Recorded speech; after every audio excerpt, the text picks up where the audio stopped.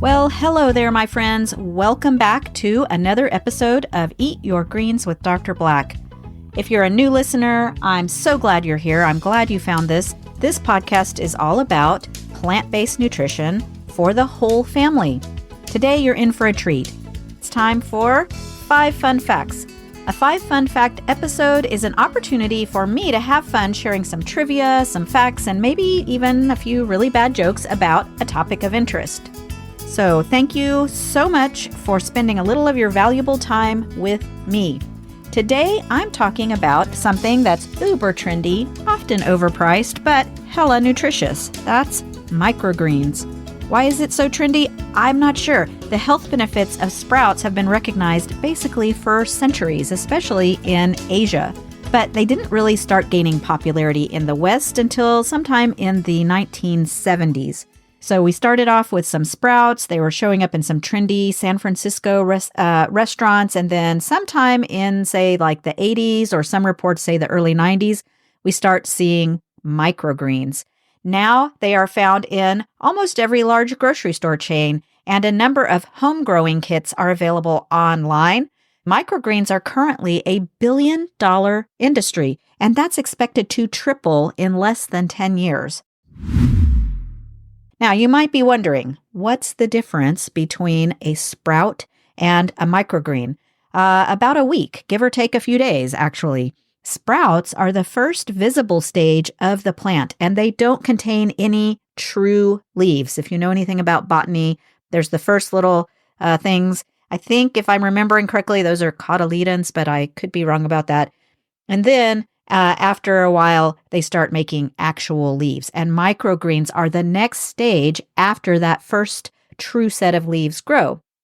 So imagine if your kale and your radishes decided to stop growing right at that adorable size, that's microgreens for you. The next stage after microgreen is the baby green stage, right? You can get this in the grocery store too. Baby spinach, baby kale. It's just basically a smaller version of the full-grown spinach.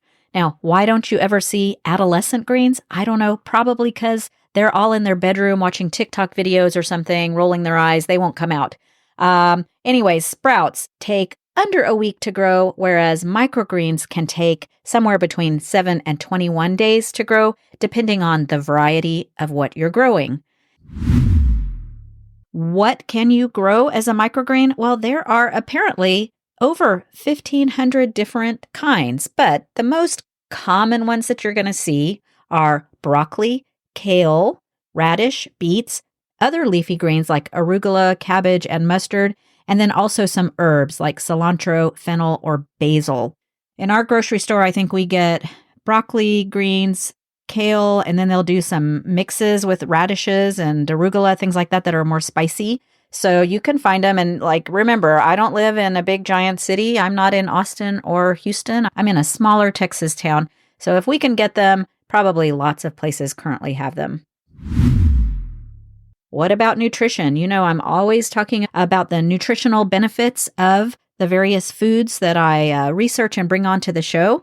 And of course, microgreens and sprouts are no exception. They are super high in nutrition and very low in calories, and they contain fiber, so you know I like them.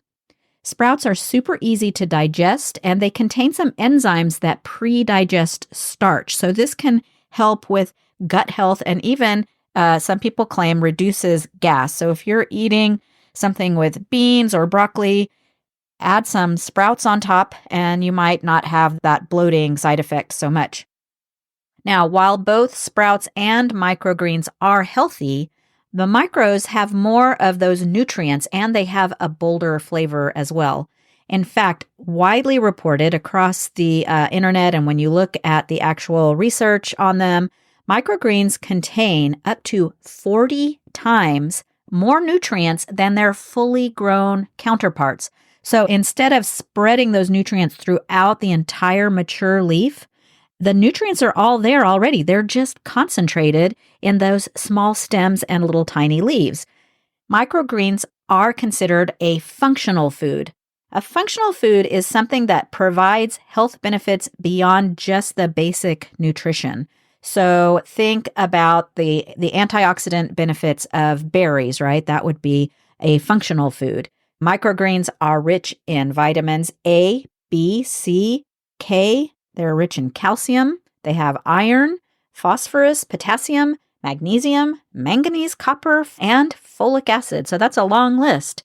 And they're even a decent source of omega-3 fatty acids. I don't think people associate omega-3 fatty acids with things like spinach or broccoli. And this is, normally we think of things like fish, but apparently there's a decent amount in microgreens. I suspect if you're going by weight, of course, you would have to eat tons of microgreens to get the same amount of omega-3s found in something like salmon. But there you are. Add it to your list if you're trying to increase your omegas in your diet. Now, we know that broccoli, mature broccoli, contains high levels of a great antioxidant called sulforaphane. Now, I'm going to tell you a little secret, just talking about actual mature broccoli. There's something you can do to increase the amount of sulforaphane. Sulforaphane is an antioxidant that has been shown to have great cancer-fighting properties. It may even help you live longer. And if you do something called chop and stop, or other people call it hack and hold, where you're prepping for your meal, you're going to maybe saute or roast your broccoli, whatever you're going to do, make a stir fry, all the different things you can put broccoli in.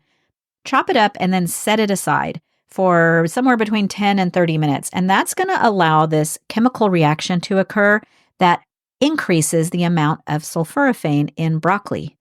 But what about the microgreens? If you don't have time, or you're making a sandwich or a salad and you're not putting the actual broccoli, if you have the microgreens, they contain 100 to as much as 400 times the amount of sulforaphane compared with the actual mature broccoli. So there you go, a little secret to boost that amazingly healthy antioxidant sulforaphane.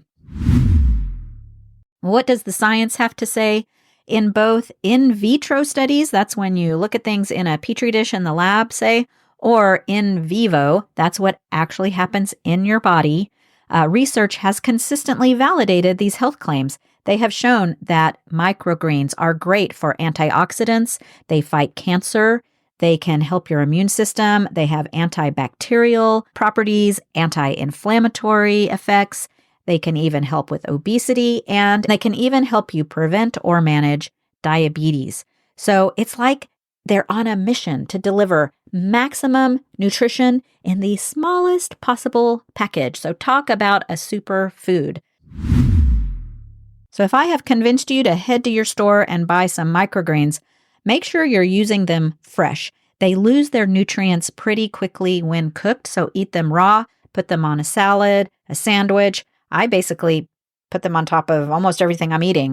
Whatever I'm bringing for lunch, I'll just bring a little container of them and sprinkle it on top of my food. Now you're thinking, all right, that's all well and good, but how do they taste?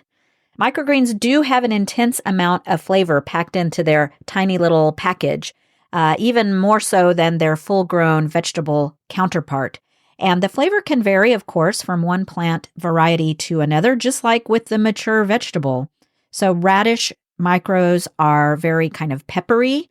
The sunflower shoots, on the other hand, can be really sweet, and basil micros are aromatic. Now, remember, those strong flavors like the bitterness or the little bit of spicy kick that you get with things like broccoli greens and kale greens, that's because of those antioxidant nutrients in there. So don't shy away from the strong flavor profile. Also, a little goes a long way. So just put a little pinch of them on what you're eating and you'll get the benefits. Now, if you don't want to spend tons of money on them at the grocery store, because let's face it, if it's a health food, it's probably not cheap, you can grow your own, and you don't need a huge sprawling garden to enjoy them. They actually can be grown indoors on your kitchen counter or a sunny windowsill.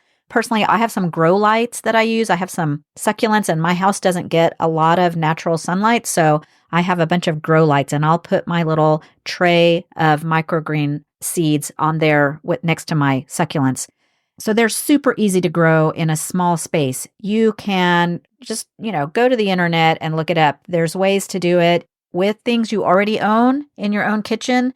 But But you can also get these grow kits, right? They'll send you everything you need, the little seed packs. And within, I think, 1 to 2 weeks, you have fresh microgreens to enjoy. Even in a tiny little apartment, or if you're one of those tiny house people, you can still grow microgreens. Micro house, microgreens.